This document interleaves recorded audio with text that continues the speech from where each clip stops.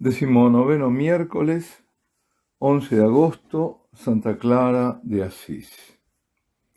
Lectura del Santo Evangelio según San Mateo. En aquel tiempo dijo Jesús a sus discípulos: si tu hermano peca contra ti, repréndelo estando los dos a solas. Si te hace caso, has salvado a tu hermano. Si no te hace caso, llama a otro o a otros dos, para que todo el asunto quede confirmado por boca de 2 o 3 testigos. Si no les hace caso, díselo a la comunidad. Y si no hace caso, ni siquiera a la comunidad, considéralo como un pagano o un publicano. En verdad os digo que todo lo que atéis en la tierra quedará atado en el cielo, y todo lo que desatéis en la tierra quedará desatado en los cielos. Os digo además que si 2 de vosotros se ponen de acuerdo en la tierra para pedir algo, se lo dará mi Padre que está en los cielos. Porque donde 2 o 3 están reunidos en mi nombre, allí estoy yo en medio de ellos.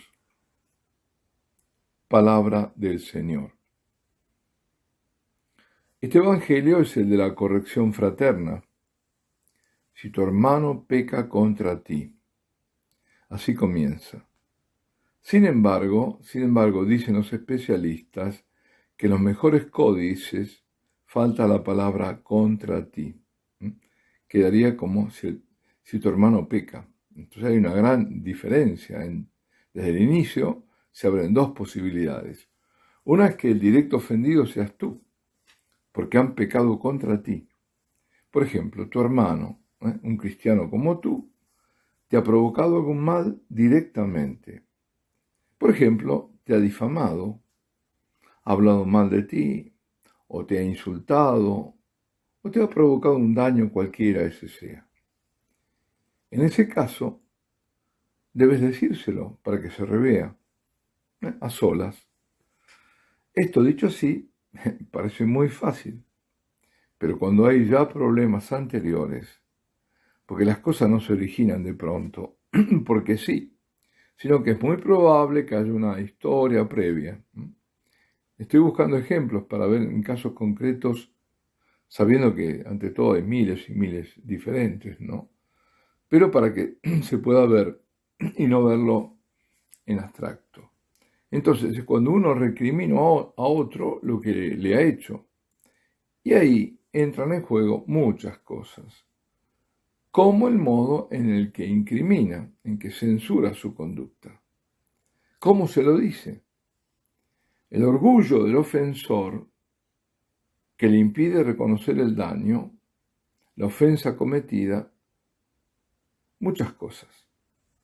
Pues si no hubiera enmienda, ni si cabe el caso, reparación, sigue el otro paso que menciona el Señor. Es decir, al principio hay que ver cómo lo hace, porque el otro puede cerrarse, porque quien está ofendido se lo dice de una manera fea, y bueno, entonces no quiere reconocer. Bueno, él no reconoce por el motivo que sea. Y entonces el próximo paso que está aquí en la Escritura es que hay que llamar a alguien más u otros 2 para ser los testigos de lo acontecido. Bueno, es de suponer que los otros estén al tanto del asunto. Por las palabras del Señor se deduce que tanto el ofendido como el ofensor forman parte de una comunidad, porque si tampoco hace caso y persiste en la ofensa, entonces el último paso es hacerlo saber a la comunidad. O sea, Jesús indica que ante la ofensa, por injusta que ella sea, tratándose de un hermano de comunidad, el ofendido no debe ir ventilando el asunto en comunidad para responder una ofensa con otra, sino tratar de arreglarlo privadamente. Buscar la satisfacción entre los 2, o si no entre pocos. Si es desoído, entonces sí el conflicto debe ser llevado a la instancia superior, que es, ¿cuál? Es justamente la de la comunidad. Y si así tampoco nada se consigue, queda el ofensor excomulgado. pierde la comunión con todos y deja de ser un hermano, es un extraño, es como un pagano, un publicano. Publicano es uno de la misma raza, pero por su conducta despreciado fuera de la comunión religiosa. Eso pasaba en la religión judía.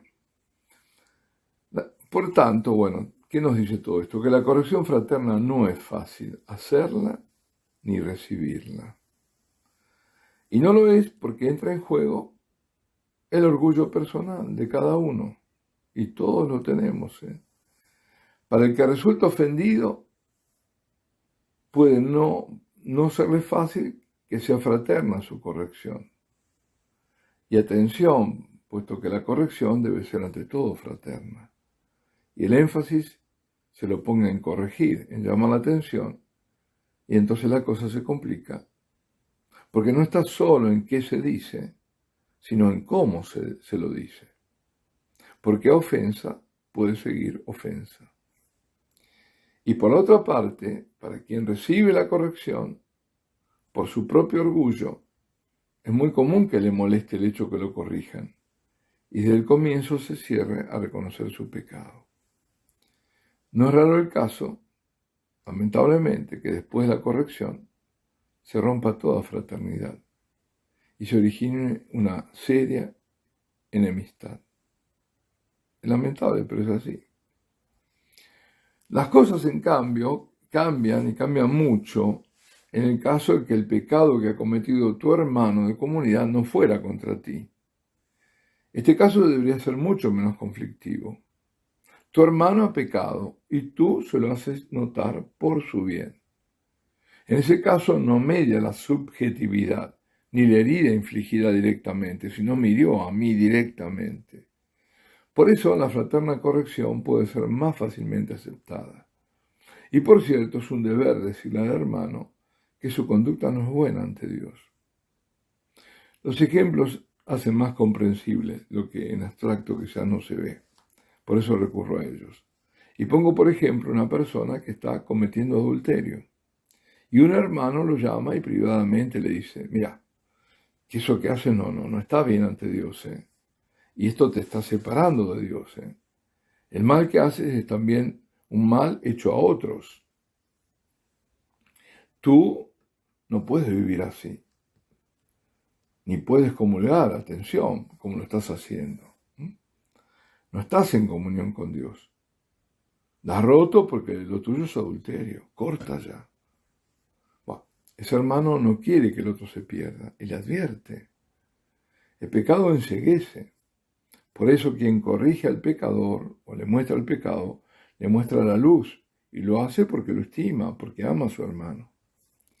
Y si no lo hiciese, si por ejemplo se dijese, este es grande y sabe lo que hace, es su vida, yo no me meto porque tengo que meterme, estaría cometiendo un pecado de omisión. Volviendo a los exégetas, a los estudiosos de la Sagrada Escritura, opinan que ese contra ti, de si tu hermano peca contra ti, de este Evangelio de San Mateo, se deba a otro Evangelio, el de San Lucas, cuando dice el Señor, si uno de tus hermanos llega a pecar, repréndelo, y si se arrepiente, perdónalo. Y si peca 7 veces en un día contra ti, y 7 veces vuelve a ti y te dice, me arrepiento, tú le perdonarás. Como vemos, el sentido es diferente, porque peca contra ti y se arrepiente y pide perdón. Es diferente a este otro de la corrección fraterna. Y volviendo al Evangelio de hoy, cuando dice, y si no hace caso siquiera a la comunidad, considéralo como un pagano o un publicano, la comunidad, en sentido amplio, es la Iglesia. El Papa Pío XII, en su encíclica Mystici Corporis Christi, quiere decir del cuerpo místico de Cristo, que se refiere justamente a la Iglesia, dice, aquellos que entre ellos están divididos por razones de fe o de gobierno, no pueden vivir en la unidad de tal cuerpo. Se refiere a la Iglesia como cuerpo místico, ni tampoco en su espíritu divino, es decir, no pueden estar en el mismo espíritu, el único espíritu de Dios no puede estar en ambos, ¿no? Bueno, esto viene a cuento. Viene a cuento porque se está hablando, y no solo hablando, sino practicando. Lo vimos como lo hicieron pública y descaradamente en Alemania hace poco, acerca de la intercomunión. O sea, dar la comunión sacramental, dar de comulgar la Eucaristía a protestantes que no están en comunión con la Iglesia. Claro que los que le dieron y permitieron, por el solo hecho de hacerlo, en la comunión, tampoco están en comunión con la Iglesia. Estos últimos se autoexcluyen por el sacrilegio cometido. Están diciendo públicamente, aunque no con palabras, sino con hechos, nosotros no estamos en comunión con la Iglesia Católica, o sea, la Iglesia de Cristo. Esto no es asunto menor, queridos hermanos. Esto es apostasía. Están apartados de la Iglesia por la fe y por el gobierno, porque son gobernados quienes estos aceptan por obispos apóstatas. Finaliza el pasaje con algo que nos resulta familiar. Lo que ates en la tierra será atado en el cielo, y lo que desates será desatado en el cielo o en los cielos. Pero esto el Señor se lo había dicho a Simón, cuando le cambió el nombre por el de Pedro. Tú eres Pedro. Así le había dicho a Pedro: a ti te daré las llaves del reino de los cielos. Lo que atares sobre la tierra será atado en los cielos. Lo que desatares sobre la tierra estará desatado en los cielos. Pues ahora esa potestad la extiende a todos los apóstoles, porque dice: en verdad os digo que todo lo que atéis en la tierra quedará atado en el cielo, y todo lo que desatéis en la tierra quedará desatado en los cielos. Sin embargo, aunque ahora es una potestad, digamos, colegiada, en realidad no hay conflicto de intereses. ¿Por qué? Porque Pedro es el vicario de Cristo, la cabeza visible de la Iglesia de Cristo. Entonces solo él recibió las llaves del reino de los cielos. Atar y desatar significan que a quien es excluido de la comunión, es excluido de la comunión con Dios. Y a quien se lo recibe de nuevo en la comunión, Dios también lo recibirá en comunión con él. Como dice el Catecismo en su número 1445, la reconciliación con la Iglesia es inseparable de la reconciliación con Dios. Por otra parte, la corrección fraterna debe vérsela con la luz del Espíritu, es decir, como medida para salvar a un alma, y como remedio, y no para utilizarla como arma de disgregación. Yo tengo esto, te lo doy por la cabeza. Bueno, al finalizar diciendo: si dos de vosotros se ponen de acuerdo en la tierra para pedir algo, se lo dará mi Padre que está en los cielos. Porque donde dos o tres están reunidos en mi nombre, allí estoy yo en medio de ellos. Esto nos pone de manifiesto que aún solo dos cristianos que crean y vivan la misma verdadera fe en unidad con el magisterio serán iglesia, porque en medio de ellos estará Jesucristo. Hoy la iglesia hace memoria de Santa Clara de Asís. Fascinada por el ejemplo del poverello de Francisco, una joven de Asís le ofrece a Cristo la frescura de sus 18 años, el domingo de Pascuas de 1211 o 1212, cuando en la tarde corre a la porciúncula, donde le esperan Francisco y sus frailes menores. Le hacen vestir un sayo de penitente y le cortan los cabellos. Así es que nace la segunda orden franciscana, la de las clarisas. Clara será primero seguida por su hermana Inés, Agnese, luego por la otra, Beatrice, y por un grupo de jóvenes y mujeres, y pronto serán unas 50. Así comienza la aventura de Clara, hija de nobles, que se oponen aún con la fuerza a su elección de vida, pero todo es en vano. Cuando hay indecisión y Dios está de por medio, mejor no luchar contra Dios, ¿no? Más bien, después de algunos años, irá con ella también su madre, Hortolana. Clara no huyó para hacerse una monja más, o sea, para entrar en una comunidad conocida y establecida. Quiso dar vida a una familia de monjas de clausura, radicalmente pobre, viviendo del trabajo y de alguna ayuda de los frailes menores, inmersas en la oración, al servicio de todos, preocupadas por todos. Serán llamadas clarisas, viven en la mayor austeridad. Sin embargo, le escribe a Inés de Praga, que era hija del rey de Bohemia, severa abadesa de un monasterio inspirado por el ideal franciscano, le escribe: no tenemos un cuerpo de bronce ni la robustez del granito. Clara le da consejos afectuosos y explícitos. Le dice: te suplico de moderarte con sabia discreción en la austeridad casi exagerada e imposible en la que he sabido te has encaminado. Vemos aquí una corrección, una fraterna corrección. Inés de Praga debería ver cómo Clara sabe cuidar de las otras hermanas enfermas y hacer los servicios más humildes y desagradables sin perder la sonrisa y sin hacerla perder a los demás. Clara, que muere en 1253, durante 42 años dirige el convento de San Damiano en Asís, el primer convento de la orden. Al final de una vida transcurrida en la oración y en la pobreza, estas fueron sus últimas palabras: oh Dios, seas tú bendecido por haberme creada.